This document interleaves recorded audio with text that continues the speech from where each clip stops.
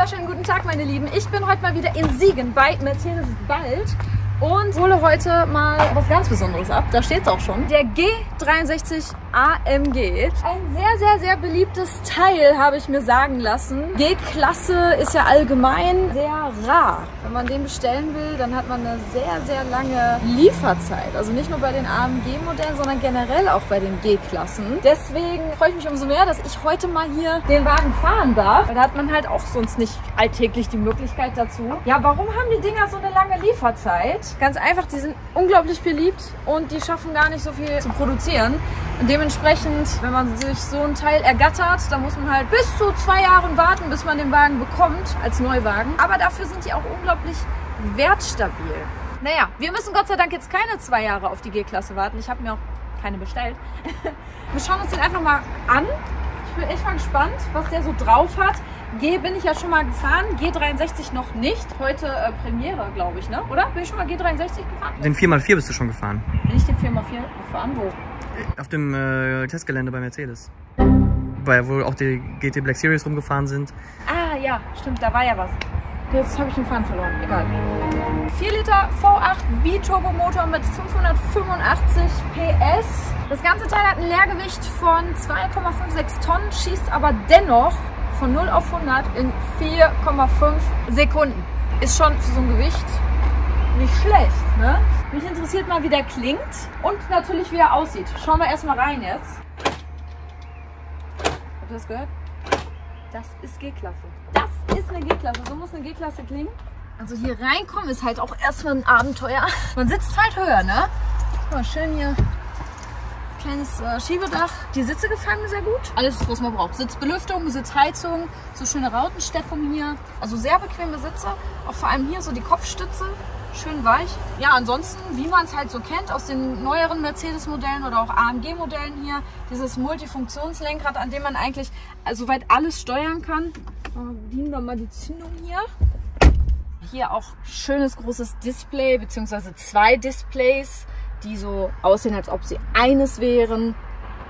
Kennt man ja auch schon zum Beispiel aus der E-Klasse und so. Was ich auch cool finde, ist halt hier dieser Griff. Das ist halt auch so typisch G-Klasse. Wenn es dann mal so Offroad geht, dann kann man sich halt hier eben festhalten. Schön finde ich auch hier so dieses ganze Carbon-Paket hier und hier. Auch schön so in den Türen da. Diese Rautensteppung zum Beispiel. Burmester Soundanlage. Hier oben Alcantara, Himmel in Schwarz. Also sehr elegant. Einmal Sitzprobe hinten. Scheiben sind schon abgedunkelt hier. Platz ist definitiv genug, sowohl nach vorne als auch nach oben. Auch hier in der Mitte finde ich ganz schön, dass man hier auch noch genug Platz hat, falls jemand jetzt in der Mitte sitzt. Normalerweise ist es in der Mitte sehr eng und auch für die Füße ist wenig Platz vorhanden, aber hier sehr angenehm. Also man sitzt sehr angenehm. Preislich beginnt so ein G63 ab 160.000 €. So wie der jetzt hier ausgestattet ist, wie der jetzt hier steht, da kann man schon mal über 200.000 mit rechnen. Weil man will ja auch ein bisschen Komfort. Ich würde sagen, ich steige jetzt mal ein und dann testen wir den Wagen mal so ein bisschen auf Offroad. Auch wenn man vielleicht jetzt in der Regel so einen Wagen nicht im Gelände fährt. Ich möchte einfach nur mal wissen, was kann man mit dem Wagen im Gelände? Und jetzt natürlich erstmal noch Soundcheck.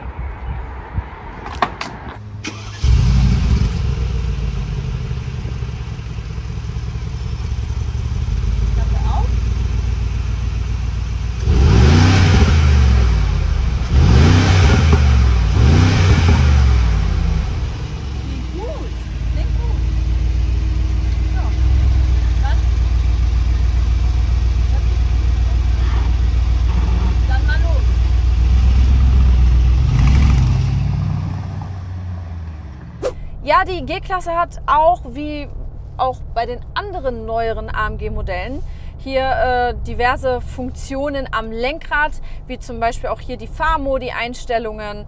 Ist jetzt nichts Neues mehr, aber finde ich halt auch ganz praktisch, dass man auch in der G-Klasse hier am Lenkrad direkt alles bedienen kann. Das Fahrzeug an sich ist jetzt so beim Fahren hier relativ übersichtlich. Und man sitzt schön hoch, ganz klar, G-Klasse, ne? Aber es ist schon auch ein wuchtiges Teil, muss man ja mal sagen. Sobald man hier in etwas engere Straßen reinkommt, da merkt man schon, okay, man sitzt in der G-Klasse. die anderen Autos, die müssen einem dann schon entweder Platz machen oder man selbst muss dann halt eben stehen bleiben, dass andere an einem vorbeikommen. Ich mag auch die Farbe.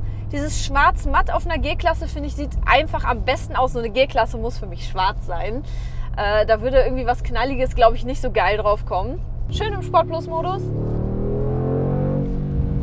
Nochmal Fenster runter machen.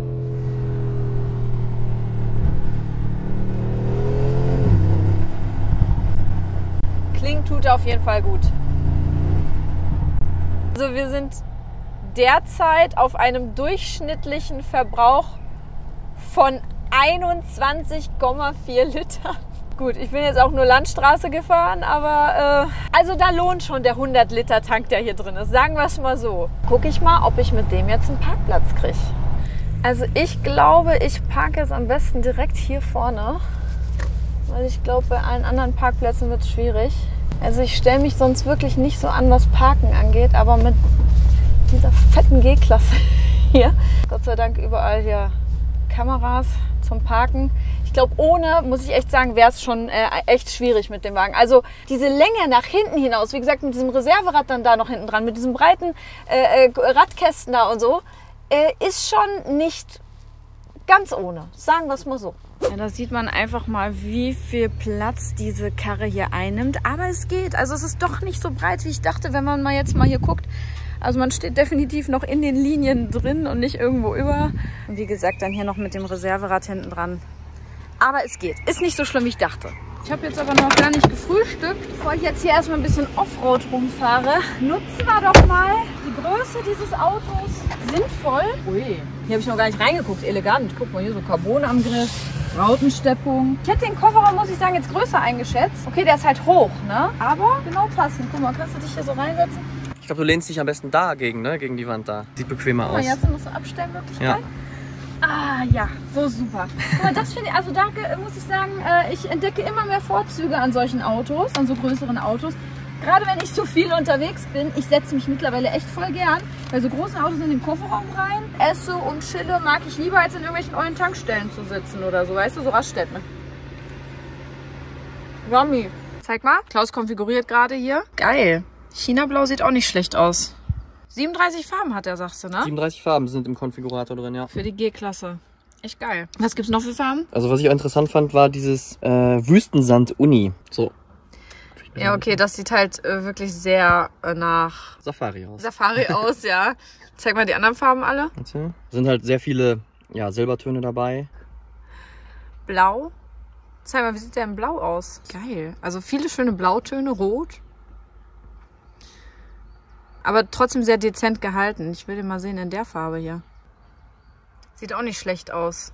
Ich würde zwar die ganzen anderen Akzente hier in Schwarz machen dann, aber ja, finde ich geil. Obwohl ich ja, wie gerade angedeutet, finde, dass so eine G-Klasse ruhig schwarz sein darf. Ich finde, in Schwarz sieht der einfach wirklich am wuchtigsten aus, am bulligsten, am aggressivsten. Wir fahren jetzt hier gleich nochmal auf dem Fahrsicherheitszentrum in Olpe, hier auf das Offroad-Gelände da und schau nochmal, was der so Offroad drauf hat. Die Frage ist halt eben, wer fährt sowas irgendwo Offroad hier in Deutschland? Aber es ist ja wichtig zu sagen, dass es eventuell kann. Das probieren wir gleich mal aus. Aber jetzt, wo ich hier gerade noch so stehe, möchte ich mir gern auch mal selber den Sound von außen anhören, weil der klang von innen schon ziemlich geil.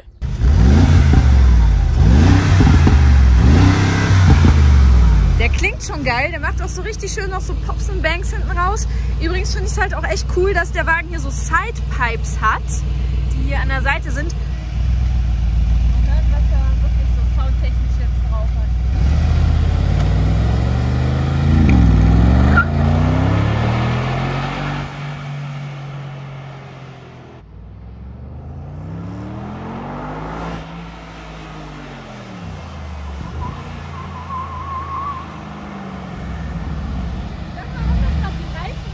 Ja. Ich habe gar nicht schnell um eine Kurve gefahren. Das ist mir nämlich gerade schon aufgefallen, wenn man so ein bisschen sportlicher um eine Kurve fährt, dass hier direkt die Reifen quietschen. Gut, bei den breiten Reifen, die drauf sind. Was hat der für welche drauf? Der hat 22 Zoll, 295, 40. Ja. Also, sobald man ein bisschen sportlicher durch die Kurve fährt. Warte, machen wir nochmal. Und ich fahre jetzt wirklich nicht schnell oder so.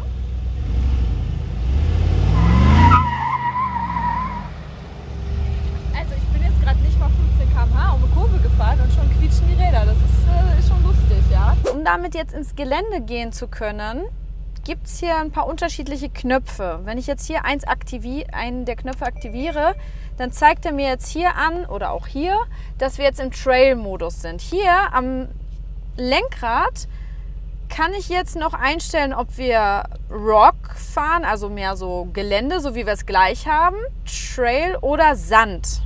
Und dann gibt es hier noch den Knopf Low Range. So, jetzt hat er es eingestellt. Dieser Button ist dazu da, um das Drehmoment an den Rädern zu erhöhen. Drehmoment braucht man natürlich, um auch eben so einen Berg hier ohne Probleme hochzukommen oder aber auch eben, um die Bremswirkung beim Bergabfahren auch noch mal ein bisschen zu verstärken. Differentialsperre aktiv, ABS und ESP nicht verfügbar. Okay. Ja, ich probiere es einfach mal.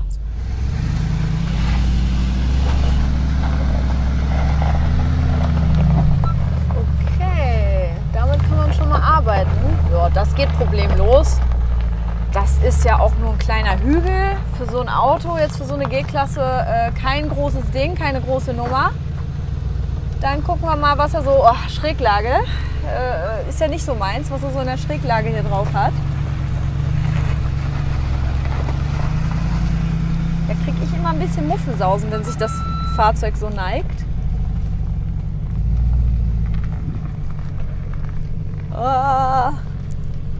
Ja, auch das über so ein paar Baumstämme fahren und so hier überhaupt kein Problem für so eine G-Klasse. Dann geht es den nächsten Hügel hier hoch. So, dann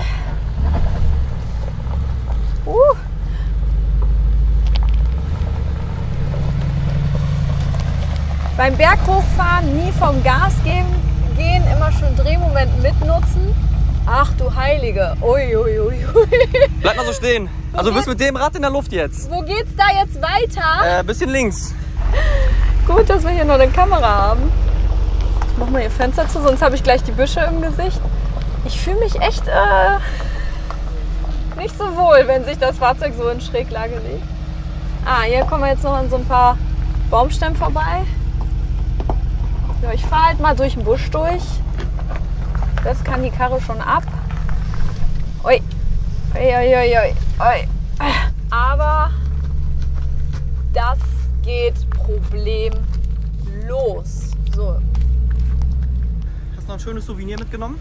Was denn? Ein Ast. Ein Ast? Ja. Ja, machst du mir den auch ab oder soll ich den jetzt Ja, ranlassen? Oh Gott. Noch ein Ast? Zeig mal. Ja, das war auch noch da drin. Oh, du Sch Aber man sieht, wenn du hier ganz normal die Kurve fährst, wie die Räder halt arbeiten. Du schleifst halt mehr, als dass du fährst. Ja, habe ich jetzt auch gemerkt. So, dann bringen wir das Flaggschiff mal wieder hier nach Hause.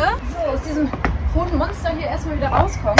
Ja, liebe Leute, schreibt mal bitte in die Kommentare, was sagt ihr zum G63 oder allgemein zur G-Klasse?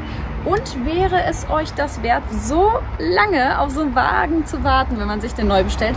Bis zu 2 Jahre Lieferzeit ist schon eine ordentliche Nummer. Mich würde es mal interessieren. Schreibt mal gern alles in die Kommentare.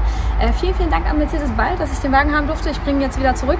Und vergesst natürlich nicht, meinen Kanal zu abonnieren. Ist ja schließlich kostenlos. Und dann sehen wir uns hoffentlich im nächsten Video. Ciao.